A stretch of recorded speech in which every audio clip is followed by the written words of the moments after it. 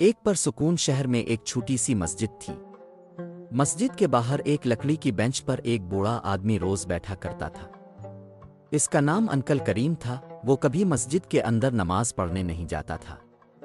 वो बस चुपचाप बैठा रहता और लोगों को मुस्करा कर देखता। कोई नहीं जानता था वो कौन है, मगर वो हर नमाज के वक्त वहां मौजूद होता था। अंकल करीम की एक खास आदत थी, जब लोग मस्जिद के अंदर नमाज पढ़ने जाते तो वो अपने चप्पल दरवाजे के पास आतार देते थे। अंकल करीम उनके पास बैठ जाता।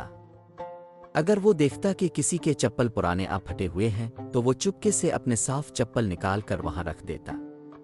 फिर वो पुराने चप्पल उठाता और नंगे पांव चला जाता।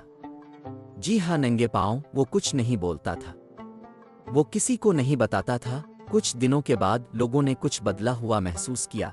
अरे, ये मेरे चप्पल नहीं हैं, मेरे जूते कहाँ गए? क्या कोई हमारे चप्पल चरा रहा है? लोगों ने सोचा कि मस्जिद में चप्पल चोर आ रहा है।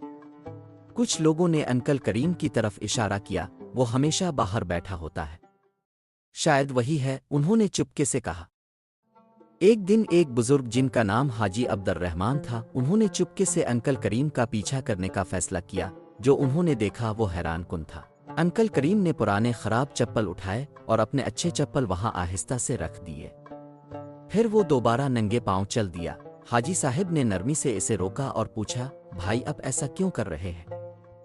अंकल करीम ने नरमी से मुस्करा कर अपना अमल समझाया, मेरे पास देने को ज्यादा कुछ नहीं है, लेकिन अगर कोई नमाज पढ़ने फटे चप्पलों में आए तो मैं चाहता हूं कि वो ख्याल रखा जाए।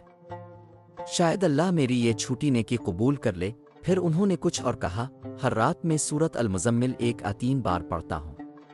फिर मैं दुआ करता हूँ, आ अल्लाह मुझे हलाल रोज़ी अता फरमा, मेरे दिल को सुकून दे और मेरी ये छोटी सी नेकी कबूल फरमा।